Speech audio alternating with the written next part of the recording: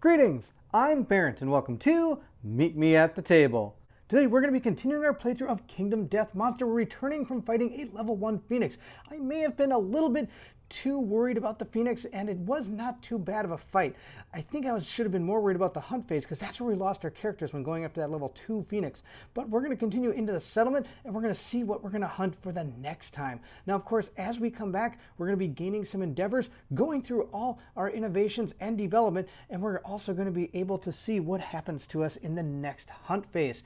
Now, the first thing, of course, we have to do is we have to give ourselves some hunt XP and any weapon proficiencies from the last fight. We always do at the beginning of this thing instead of the last video. So let's go ahead and do that now. Goldmoon, Huma, Klingon, and Riverwind all came back from a successful hunt, and I've given them all their hunt XP. Now, of course, Huma has actually reached his first age marker, so we're going to go ahead and take care of that. And Klingon did actually gain 1 in her dagger. So we're going to roll up Huma's age event. We've seen it 1,000 times. I'm going to roll 2 dice, and we're just going to add them together and see what happens to him. He got a 20. He got a natural 20. Wow. So we do have to consult our book because we haven't gotten a 20 before. Look at this. Gain 1 permanent luck. Oh, that's going to be awesome. More critical wounds. I also have to give him a weapon proficiency, and I've chosen to give him axe, mainly because, of course, we have this butcher's cleaver. So we're just going to attach it to him for the rest of the time and see how it goes. He has 4 survival, meaning he can go ahead and use this even because he must be insane to activate it. I'll probably give him another weapon as we go out, just in case he loses the ability to use his butcher cleaver. He'll still be able to fight. With that complete, we're going to move into the settlement phase and the hunt phase. If you're excited to see what happens to our settlement and our brave survivors as they go out on the hunt, then I need you to meet me at the table.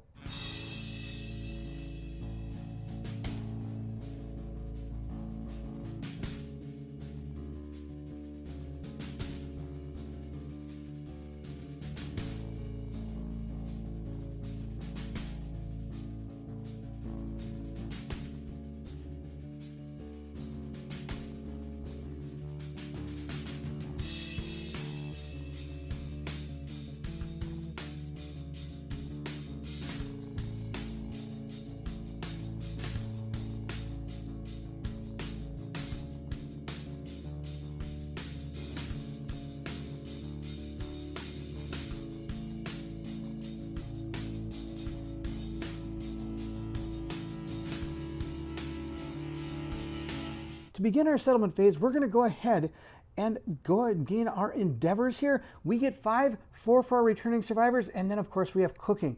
Then we're going to go ahead and update our timeline and draw our settlement event cards. Let's go ahead and take care of that. Now, of course, the first thing we have to do is mark off on our timeline. We're at 18.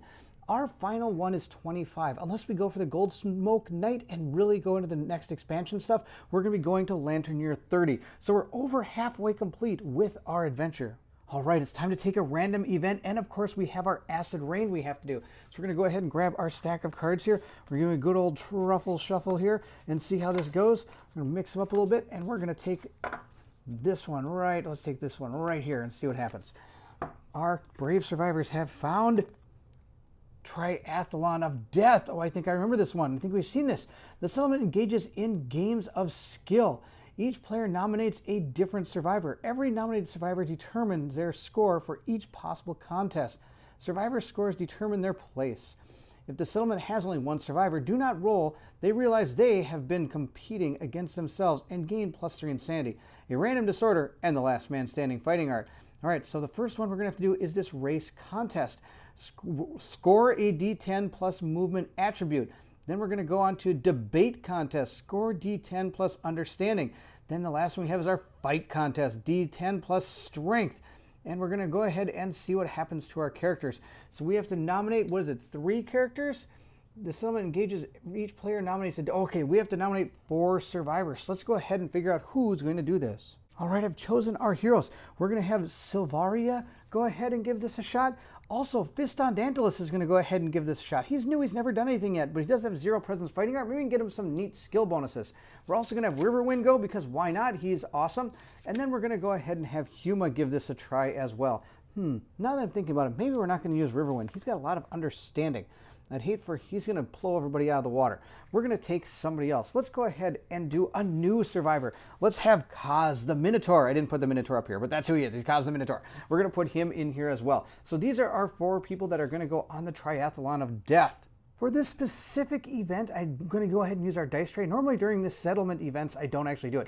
We're going to go ahead and grab our 4 dice for our 4 characters. Now let's go ahead and match them up to people. Savaria is going to be red, Fist on Dantal is going to be orange, Huma is going to be blue, and Kaz is going to be pink. So let's go ahead and look at our first event. It's going to be our race, D10 plus movement attribute. So everybody has 5 speed. There's nobody with more than that. So let's see how we go. 10, wow, I think she's going to win that one. 8 for Fist on Dantalus. Huma got a 3. Oh, that's sad news. And then our last one is 1 for Kaz. That's fantastic. Kaz the Minotaur lost. All right, so the first person is going to gain 1 permanent movement once per lifetime. So Savaria is going to go up to 6 movement, which is funny because unless I get a way to get rid of her, disorder. She has a terrible disorder. I'm not going to be able to do too much. Now, of course, our second place person is Fist on Dantalus. He is going to gain 1 courage. So we're going to go ahead and give him a courage. Our next person is Huma. Huma is going to gain a new pair of rawhide boots. All right, I'll go pick those out and put them in our settlement stash. And the last person suffers a torn Achilles tendon severe injury. This injury states that your leg cannot bear your weight. Until the end of the showdown, whenever you suffer a light, heavy, or severe injury, you are also knocked down. Skip the next hunt and gain 1 bleeding token. So really all Kaz is going to be doing is skipping the next hunt phase. So we're going to go ahead and mark that down here. It's under abilities and impairments. There's a small box. So I've gone ahead and checked marked the box. He can't actually go on the next hunt, which is too bad.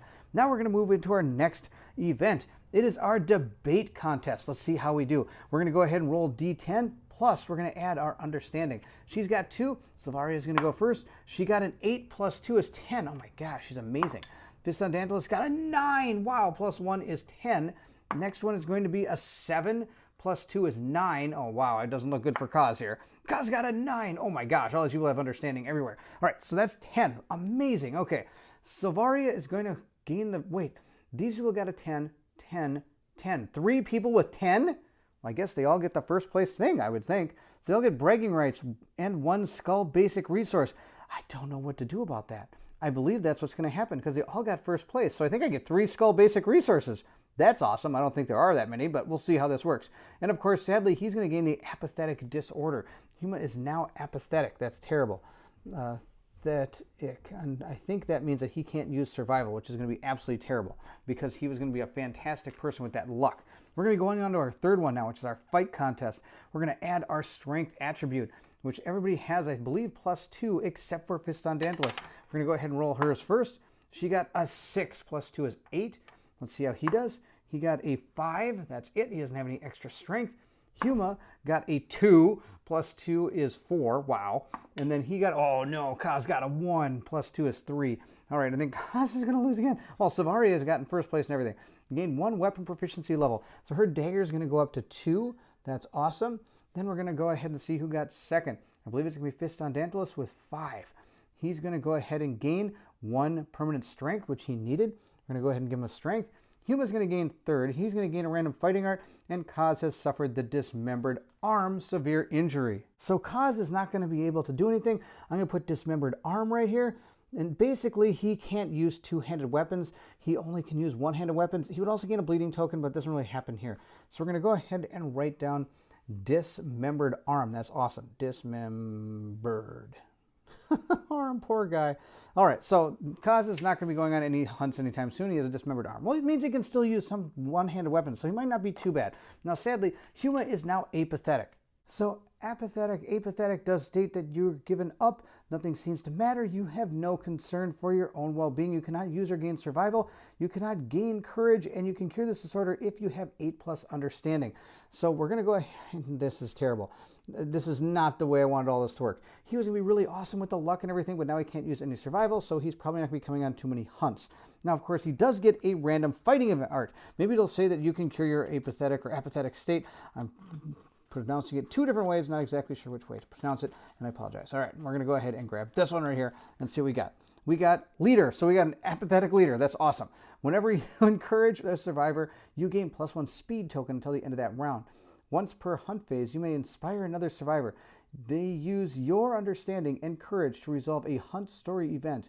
Example, if you have +3 courage, they can inspire the other person to walk the path of the brave during overwhelming darkness.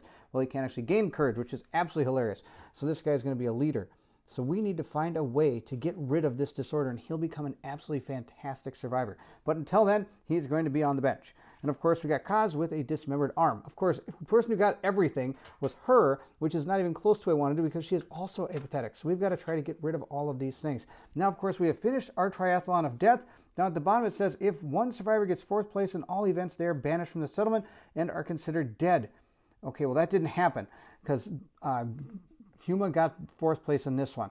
Now, of course, I do have to go get my Skull Basic Resources and our Rawhide Boots.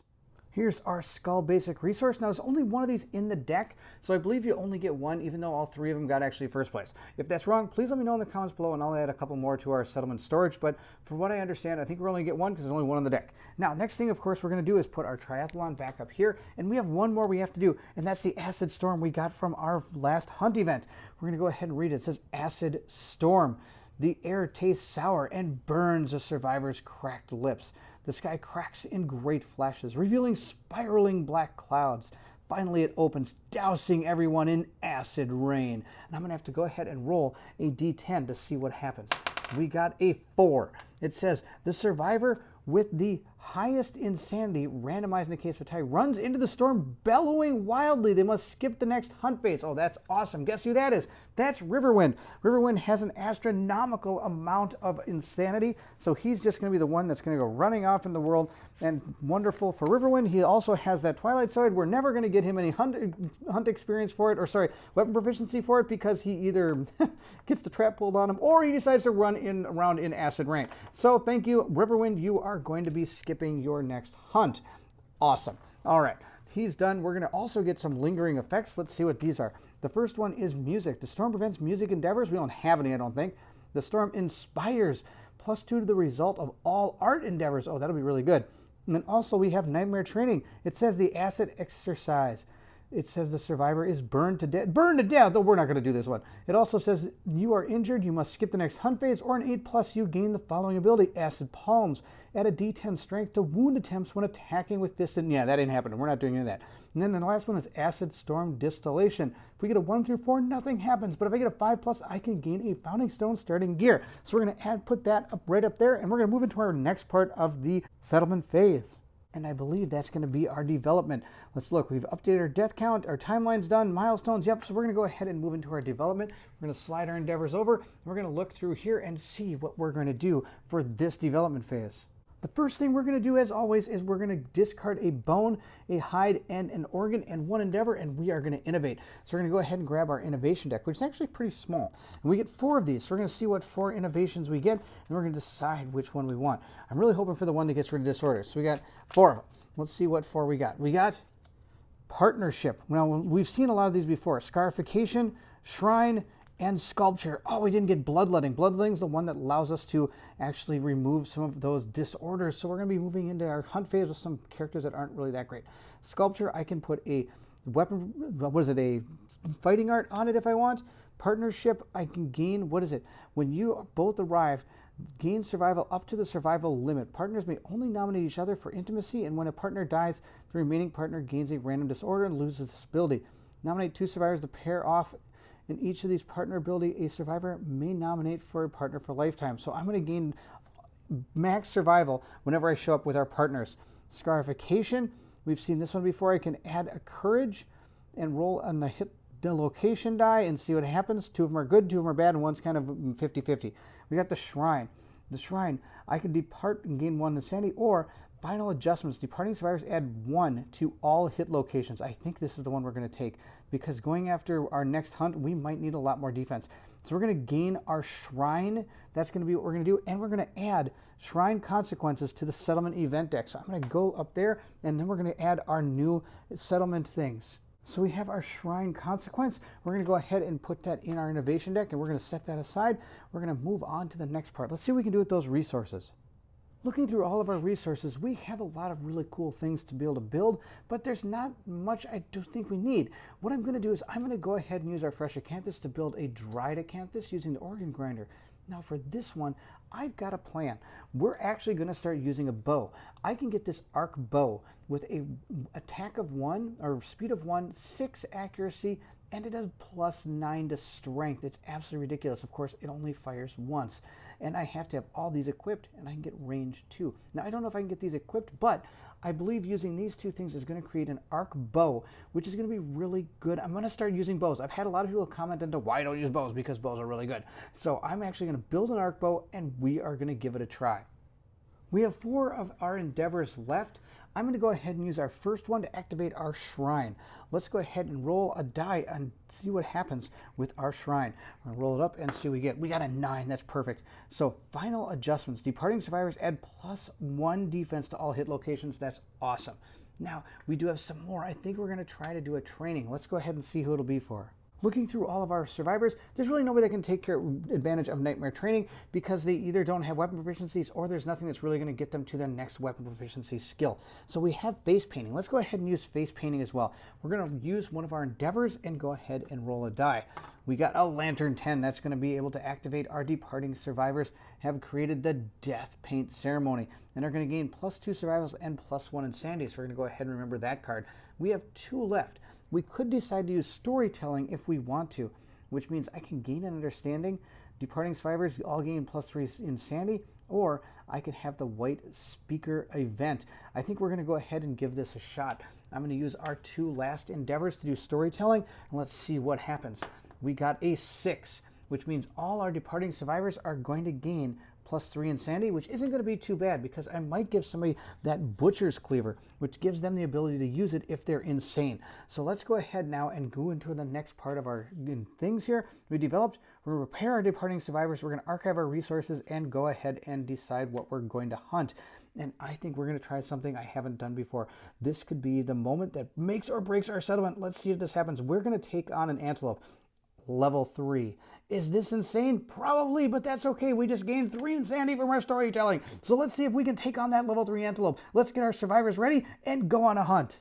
The first member of our hunt is going to be Fistondantulus. He has that 0 presence fighting art that states that he gains +1 strength when attacking a monster from its blind spot. And whenever you attack a monster, you are always considered to be in its blind spot. So that's going to be pretty good. Now, he doesn't have a lot of extra bonuses up here like some of our other characters, but we're going to give him a shot. With that 0 presence fighting art, that Ark Bow might actually be pretty good because I don't have to be directly behind him. He can actually hit the blind spot from anywhere on the board. Well, almost any. Range 6. We'll see how that goes. He's got the rawhide set, and he's got a bone sickle and the bone pick, where he's going to go ahead and start with max survival. He has that 3 insanity from our roll, and he's got all of his armor here. We get the +1 extra because of our shrine.